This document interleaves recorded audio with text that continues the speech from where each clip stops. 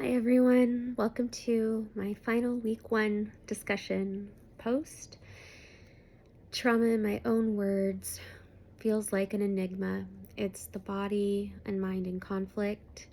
It creates a kind of split within the self where one part is focused on survival while another is trying to make sense, make meaning of what happened. It's not just about the event itself, it's about how that experience disrupts a person's sense of safety and internal stability. A line from The Bell Jar, one of my favorite novels by Sylvia Plath, captures something meaningful about that experience. And the quote is, "I took a deep breath and listened to the old brag of my heart. I am, I am, I am." Even in distress, there is something in us that continues. And overwhelming experiences can interrupt and override that connection, leaving someone feeling disconnected from themselves, disjointed. And I think that the work of Bessel van der Kolk helps explain why. These experiences are not just remembered, they are carried in the body, hence the body keeps the score. They shape how we respond to stress, regulate emotions, and experience safety long after that moment has passed. So, two ideas that stood out to me this week relate to how trauma exists beyond awareness and how it shapes identity. First, it is not always remembered as a clear story. It is often felt as a state of being. It can show up physically without a clear explanation, which helps explain why reactions can feel immediate or confusing. And second, it can disrupt a person's sense of continuity over time. So, this can create a kind of internal disconnection where parts of the self feel out of sync. That shifted how I think about healing, and not as fixing something, but as slowly reconnecting with yourself.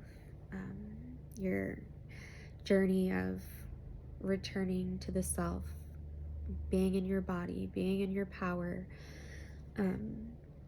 As I anticipate this class, I feel both a strong sense of purpose and a growing awareness of how these concepts show up in real time. I'm especially drawn to working with children and adolescents, and this material feels directly connected to that path.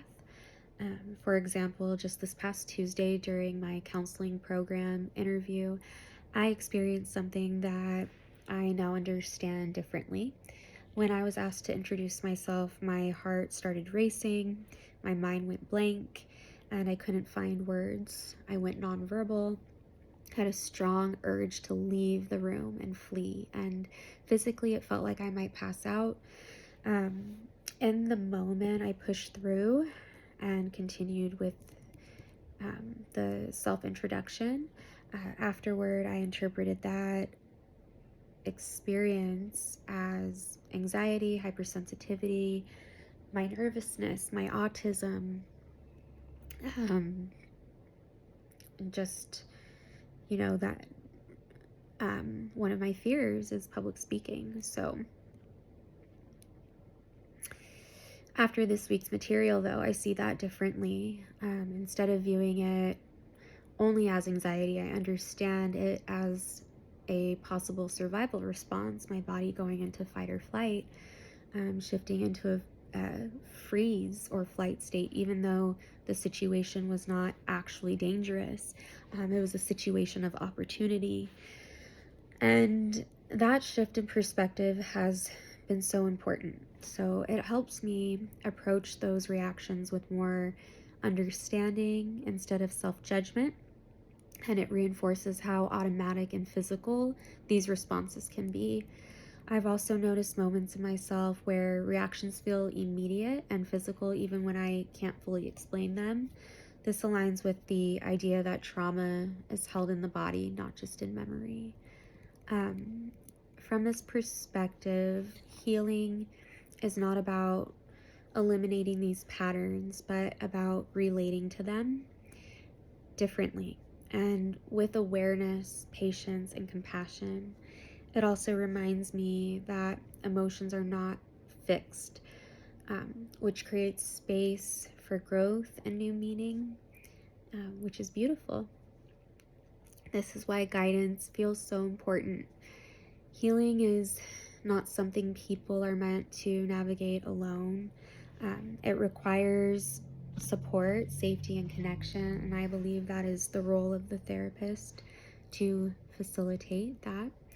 What stands out to me is not a complete shift in perspective, but a deepening of something I've long sensed since childhood, and that's that I've often felt what we see on the surface isn't the full story, as I tend to recognize patterns and emotional undercurrents that aren't always obvious.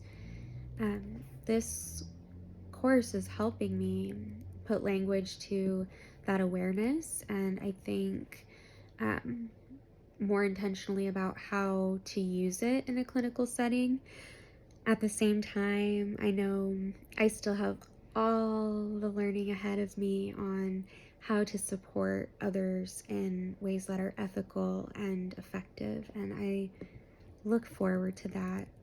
Um, this work isn't about having all the answers all the time, but it's about continuing to develop the ability to show up in a way that is present, thoughtful, and responsive to what someone really needs. And I look forward to watching your posts and continuing this discussion.